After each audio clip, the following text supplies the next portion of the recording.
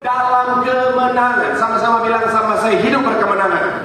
Sama-sama bilang sama saya, hidup yang berkemenangan.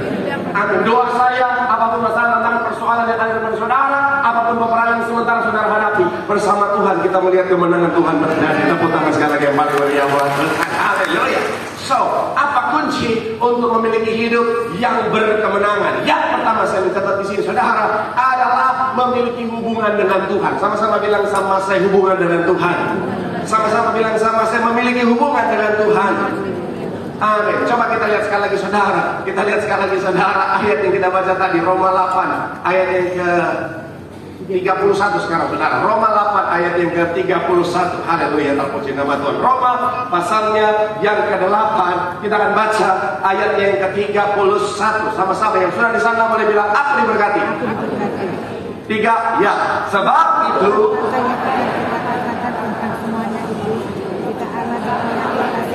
siapakah? Sekali lagi, saudara. 3, ya. Sebab itu apakah? Jika Allah di pihak kita, siapakah yang akan apa? Lawan kita. Kata di pihak di sini, saudara, bahasa aslinya adalah huper, saudara. Huper ini artinya memihak, atau Allah berdiri di samping kita menjadi pembela. Sama-sama bilang sama saya, Allah di sampingku. Sama-sama bilang sama saya, menjadi pembela. Amin. Saya mau bilang, saudara, orang dunia tahu, saudara. Orang dunia tahu bahwa relasi itu penting, betul ya? Orang dunia tahu bahwa relasi itu penting. Dalam banyak hal, untuk bisa kita menang, relasi itu akan sangat menentukan. Contoh sederhana, dalam politik misalnya. Dalam dunia politik, karir seseorang dalam politik itu sangat ditentukan oleh bagaimana dia membangun relasi, saudara. Betul ya? Karir politik seseorang, dia bisa menang di kancah pemilihan, di dalam dunia politik. Salah satunya adalah bagaimana dia membangun relasi. Atau misalnya dalam bisnis misalnya. Orang bisa menang dalam bisnis, bisa sukses dalam bisnis. Salah satu yang menentukan bagaimana dia membangun relasi, betul ya?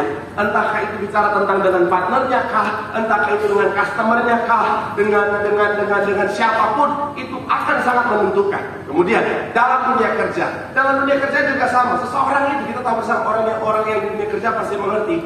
Relasi itu jauh lebih penting untuk menentukan kesuksesan dibanding kecerdasan intelektual. Ini survei membuktikan, saudara. Ternyata dalam dunia kerja, kecerdasan intelektual kita berpengaruh hanya 10-20% dalam menentukan kesuksesan keberhasilan.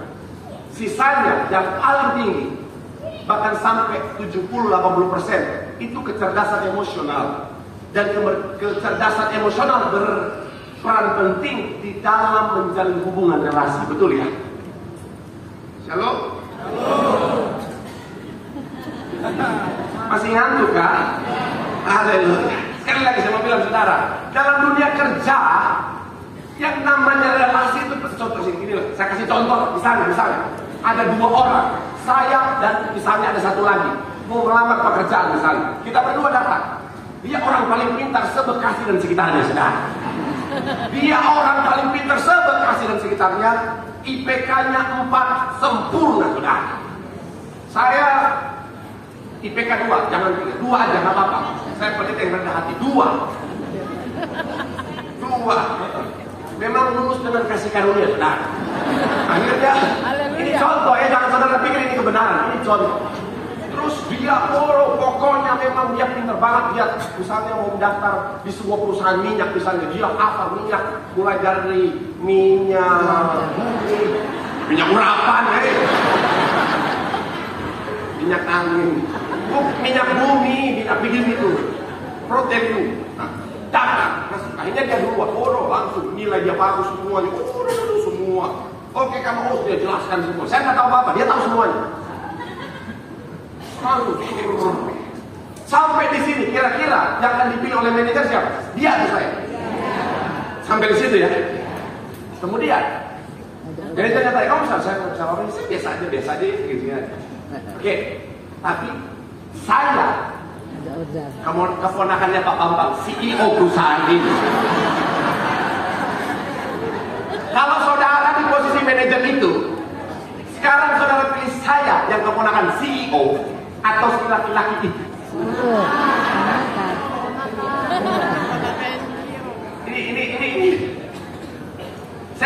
tidak salah ya. Tapi saya mau ajak saudara untuk fokus pada apa? Pada relasi. Betapa relasi itu punya peranan sangat penting saudara. Dalam menentukan apa? Kemenangan dalam hidup kita. Saya mau ajak saudara untuk memahami begini saudara. Kalau dalam menjalani hidup aja kita tahu relasi itu penting, menjalani kehidupan hidupnya kita tahu relasi itu penting, kenapa seringkali kita nggak jaga hubungan erat dengan Tuhan? Amin. Saya mau bilang saudara, Tuhan adalah sumber kemenangan. Alkitab bilang apa? Jika Allah di pihak kita, jika Allah di samping kita, jika Allah berdiri menjadi pembela bagi setiap kita, siapakah lawan kita? Nah, makanya jangan cari yang lain. Ada banyak orang yang ada masalah tentang persoalan kehidupan, dia coba cari yang lain, makanya kalah. Akhirnya tanya Tuhan, why? Kalau saya jadi marah, saya colok mata kau. Ini udah mama bilang kau ya, kelam tiul, dekat dengan Tuhan. Haleluya, praise the Lord. Hato, dekat Tuhan. Saya mau bilang saudara, saya nggak tahu apa yang saudara hadapi, tapi saya mau bilang Tuhan mau kita memiliki hidup yang berkemenangan. Tahan dulu, jangan ditepuk tangan, tahan dulu. Pertanyaannya, sudahkah kita dekat dengan Tuhan? Sudahkah kita dekat dengan sumber kemenangan? Amin. Kalau hari ini kau sadar kau belum dekat dengan sumber kemenangan, cepat bertobat, datang melekat sama Tuhan. Di situ kau akan melihat kemenangan atas setiap peperangan. Tepuk tangan yang paling meriah buat Tuhan. Kira sama kalian itu dekat sama Tuhan, melekat sama Tuhan. Di situ ada kemenangan yang sejati, yang setuju. Sekarang kita boleh berikan tepuk tangan suara-suara yang paling meriah buat Tuhan. Haleluya.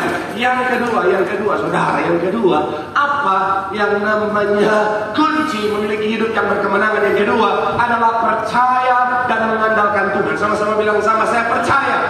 Sama-sama bilang sama saya mengandalkan Tuhan.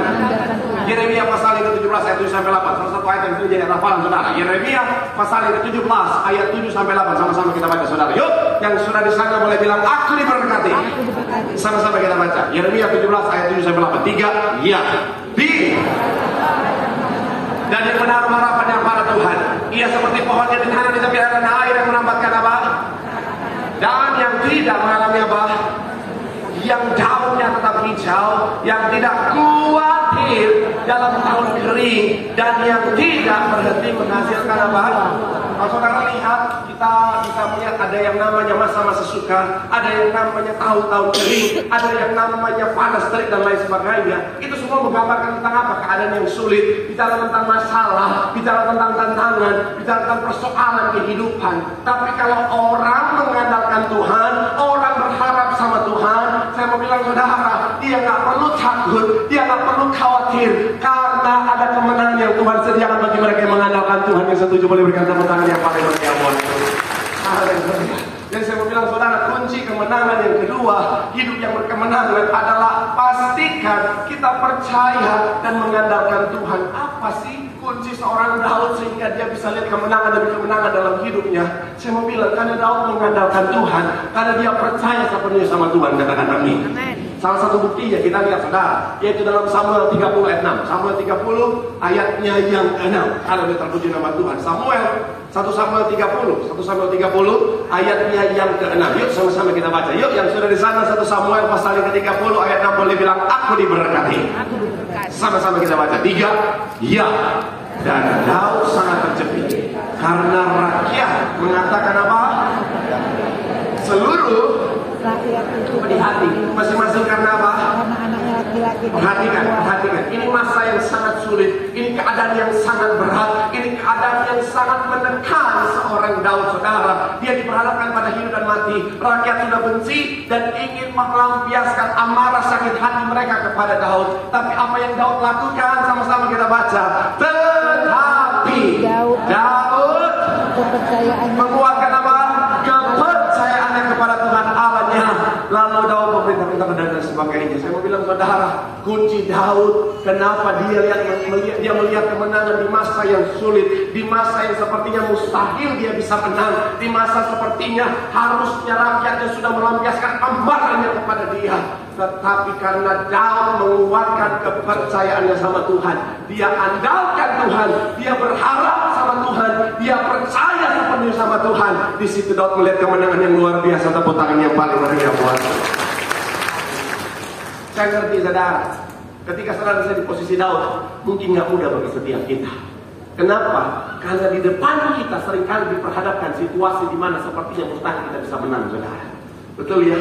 Seluruh rakyat yang harusnya bela dia, seluruh rakyat yang harusnya mendukung rajanya, malah berbalik untuk menyerang dia, saudara. Saya mau bilang hitung-hitungan pasti kalah. Hitung-hitungan saya mau bilang, saudara, pasti Daud selesai secara logika manusia. Tapi yang Daud lakukan, dia percaya Tuhan. Yang kuatkan iman percaya sama Tuhan, di situ jadi kemenangan. Saya mau bilang dalam hidup ya, kalian lagi ya, ada saat dimana sepertinya secara logika kita pasti kalah. Tapi saya mau bilang kalau kita tetap percaya sama Tuhan, kalau kita tetap mengandalkan Tuhan, Tuhan bisa buat hal yang mustahil jadi mungkin, katakan. Sepertinya harusnya kita kalah, tapi kalau Tuhan kita andalkan, orang yang mengandalkan Tuhan tidak akan pernah dikecewakan. Kita pasti lihat kemenangan. Tepuk tangan yang paling meriah buat Tuhan. Tapi kalau mau nyambung, saudara, sedikit kesaksian, saudara, mau nyambung dari kesaksian saya minggu lalu. Saudara masih ingat drama Alphard Korea? Masih ingat ya? Oh, kalau cerita sedih pendeta aja ingat lah. Itu kan, itu jujur ya, itu jujur saudara. Saya sudah cerita sama saudara kan kemarin saya diperhadapkan pada situasi yang sulit. Kenapa? Karena udah keluar banyak banget uang, saudara. Saya sudah keluar banyak, nggak jadi rusak terus. Pikiran saya, insana. Liar. Oh Tuhan. Saya memang sampai tim saya bilang, ya, aduh kak, rusak lagi kak. Aduh kak, rusak lagi kak. Dan jujur, saya sampai akhirnya cerita sama dia, saya bilang begini. Kak, sebelum beli itu, kau udah doa. Sebelum beli udah doa, dan Tuhan kasih damai sejahtera. Jadi, kak percaya, kalaupun Tuhan izinkan ngalamin semua ini, di balik semua ini pasti ada kebaikan yang Tuhan sediakan. Amin. Apakah udah kelihatan kebaikannya? Belum. Yang kelihatan pengeluarannya, saudara. Betul, oh Tuhan, mana pengeluarannya pakai tenaga dalam lagi. Ah, Yesus Tuhan, praise the Lord. Tapi saya tetap percaya bahwa Tuhan, aku percaya di balik semua ini ada kebaikan yang Tuhan sediakan. Sekalipun aku belum mengerti, tapi aku percaya ada kebaikan yang Tuhan sediakan. Itu yang saya pegang teguh, saya tetap percaya kepada Tuhan. Dan saya mau bilang saudara, akhirnya saya melihat bagaimana Tuhan bekerja. Tuhan kirimkan pertolongan yang luar biasa. Tuhan kirimkan orang dengan hati malaikat untuk membawa pertolongan. Akhirnya aku saudara, hari ini saya melihat kemenangan yang luar biasa. Tepuk tangan yang paling meriah buat Tuhan. Bilang sama kanan kirimu, tetap percaya sama Tuhan. Tetap andalkan Tuhan. Di situ ada kemenangan yang sejati. Sekarang kita tepuk tangan yang paling meriah buat Tuhan. Haleluya.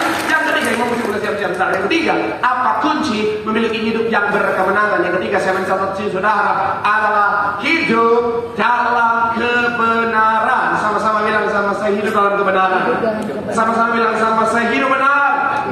Coba kita buka 103 ayat 6. Mazmur pasal yang 103 ayatnya yang ke-6. Haleluya, terpuji nama Tuhan. Mazmur pasalnya yang ke-103 ayatnya yang ke-6. Yang sudah di sana boleh bilang haleluya. 3, ya. Tuhan menjalankan keadilan dan hukum bagi segala orang yang diperas. Sekali lagi 3, ya. Tuhan menjalankan keadilan dalam hukum bagi segala orang yang diperas. Dalam terjemahan yang lain saudara bilang begini, Tuhan membela orang yang tertindas dan bertindak dengan adil. Sama-sama bilang sama saya, Tuhan membela orang benar. Tuhan membela orang. Sama-sama bilang sama saya, karena Tuhan adil. Karena Tuhan adil. Kunci kemenangan yang ketiga, yang terakhir adalah hidup dalam kebenaran. Kenapa? Karena begini saudara, kemenangan Tuhan sediakan di dalam jalan kebenarannya Tuhan. Sekali lagi, kebenaran. Kemenangan Tuhan sediakan di dalam jalan kemenangannya Tuhan. Untuk menikmati kemenangan demi kemenangan, kita harus berjalan di jalannya Tuhan, katakan amin. Jadi, jangan berharap untuk melihat kemenangan kalau kita berjalan di luar jalannya Tuhan. Sekali lagi, jangan berharap kita akan melihat kemenangan. Jangan berharap kita akan melihat pembelaan Tuhan kalau hidup kita nggak benar, kalau hidup kita ngaco. Terus yang kita serang orang benar. Mohon maaf ya, saya mau bilang saudara, Tuhan tidak akan pernah tinggal diam, saudara. Jadi buat saudara dan saya, saudara udah hidup benar, saudara udah hidup kudus, saudara udah jaga hati, terus ada orang jahat terus serang saudara, nggak usah takut. Tetap berjalan dalam kebenaran. Ada pembelaan Tuhan. Amin. Nggak usah takut. Jalan aja dalam kebenaran. Selama kita jalan dalam kebenaran, kita tahu setiap langkah kita Tuhan sediakan kemenangan di sana. Amin. Orang punya rancangan jahat, Tuhan sanggup bukan rancangan jahat jadi rancangan berkat. Orang punya fitnahan buat saudara, Tuhan bisa pakai fitnahan itu untuk mengangkat nama baik saudara. Selama saudara dalam kebenaran, yang penting jalan aja. Ya, makanya jangan keluar dari kebenaran ya. Karena ada banyak orang Kristen, apalagi mohon maaf ya kami yang udahlah, kita orang Ambon, Batak, dan Papua yang punya darah Petrus ini ya. Kita kan kalau disenggol kadang-kadang, belum tahu dia, belum tahu dia. Si Raja Gugup ini, si Mangunsong ini, Sakerang ini, mau coba nggak? Kadang-kadang kita tergoda untuk keluar dari jalan kebenaran. Kita lakukan apa yang orang itu lakukan. Oh, lu mau fitnah gue, lu belum tahu ini mau dicerita. Ada yang pernah kayak gitu? Oh enggak, Pak. Kalau di sini memang BTP itu hatinya mulia semua. Oh, lu mau main keras sama gue? Hah? Lu mau main keras kan? Belum tahu loh. Lamtiu sinaga. Bodoh. Saya mau bilang jangan pernah tergoda untuk jadi jahat. Jangan pernah tergoda untuk balas kejahatan dengan kejahatan. Karena kalau kita tergoda untuk jadi jahat, balas kejahatan dengan kejahatan, kita sementara menghilangkan pembelaan Tuhan atas hidup kita. Karena kita sudah membawa diri kita keluar dari jalan kemenangannya Tuhan. Saya ngomong ini bukan tanpa alasan. Saya ngomong ini bukan tanpa dasar. Saya pernah diizinkan Tuhan mengalami proses itu. Dan jujur di proses ketika di jalan kebenaran itu memang kadang-kadang nggak enak. Nggak enaknya kenapa? Kedagingan kita benar-benar dihancurkan, saudara. Kalau ikut kedagingan, pengen balas. Tahu nggak? Kalau ikut kedagingan, lu kira gue nggak bisa, gue bisa.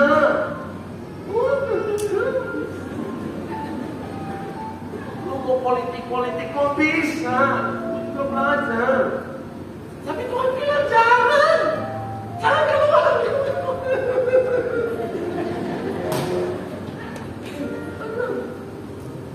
Ya kan? Kalau lu mau fitnah gue bisa. Tapi lu harus keluar. Kalau kita keluar, kita kalah karena kemenangan Tuhan sendiri. Kadang-kadang penuh air mata. Kadang-kadang orang dunia bilang, mohon maaf sebelum saya pretensi untuk menjaga perkataan saya. Jadi saya berusaha untuk cari perkataan yang alih-alih. Orang saya nggak akan bilang bodoh, bukan. Orang dunia bilang, dasar lu. Udah dijahatin lu tetap baik. Udah diintek-intek lu tetap baik. Udah difitnah lu tetap baik. Suami lu udah kasar lu tetap doain dia. Kalau gue jadi lu gue tinggalin. Mumpung lu masih cantik. Aduh, mumpung lu masih cantik, masih ada yang mau, lu cepat tinggalin tuh laki atau begitu. Aduh. Pernah dengar kalian begitu ya? Aduh, kalau gue jadi usi katanya balas. Cengkek, dia cengkek. Haleluya.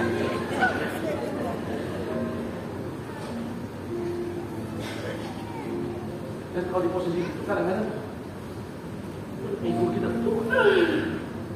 Tapi saya banyak belajar, saudara. Pembelaan Tuhan, kemenangan Tuhan cuma ada dalam kebenaran. Jadi jangan tergoda. Saya belajar gembala sidang kita, saudara. Gembala sidang kita dia cuma bilang apa? Banyak serangan di sana. Tuhan, saya tahu saya pilihan Tuhan, Tuhan pasti bela saya.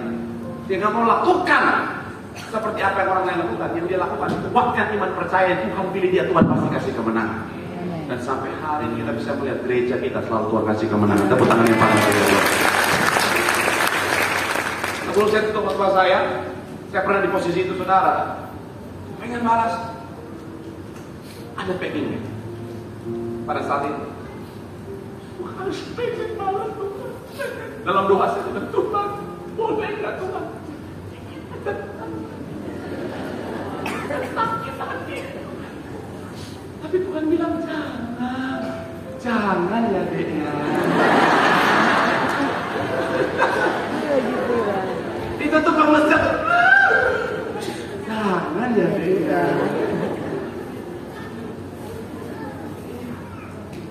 Saya udah bilang, jujur saya doa saya apa ada, saya nggak mau di hadapan Tuhan, saya nggak. Ya inilah saya bilang Tuhan. Kadang-kadang pengen balas. Boleh nggak Tuhan? Balas. Boleh nggak sedikit? Tapi Tuhan bilang jangan. Ya aku. Pembalasan bukan aku tapi aku. Wah. Dalam tangis itu saya bilang begini sama Tuhan. Tuhan, tolong bela aku. Kalau orang itu hatinya nggak jauh lebih baik daripada aku, hidupnya nggak jauh lebih baik daripada aku, Tuhan, tolong bela aku. Kita tanding aja siapa yang paling benar, hidup dalam kebenaran. Kita semua bilang sudah, wah, Tuhan bekerja dengan luar biasa. Tangan Tuhan benar-benar dahsyat. Kasih kemenangan yang gak pernah saya duga. Ketika kita tetap hidup dalam kebenaran, Tuhan yang berperang bagi setiap kita. Siapapun lawan kita, kemenangan yang jadi bagian kita. Sekarang kita tepuk tangan yang paling meriah buat Tuhan. Bilang sama kalian semua, tetap berjalan dalam kebenaran, tetap hidup dalam kebenaran. Di situ ada kemenangan yang dari Tuhan. Sekarang kita tepuk tangan sorak-sorai. Yang diberkati melambaikan tangan dulu. Tepuk tangan sorak-sorai yang paling meriah buat Tuhan. Haleluya. Ku yakin Kau hadir di sini. Ku rasakan kuasa yang tak terbatas. Ku yakin Kau nyata di sini. Kemenangan terjadi. Mari sama-sama boleh kita tepuk tangan sorak-sorai yang paling meriah buat Tuhan. Kita boleh bangkit berdiri akan Tuhan.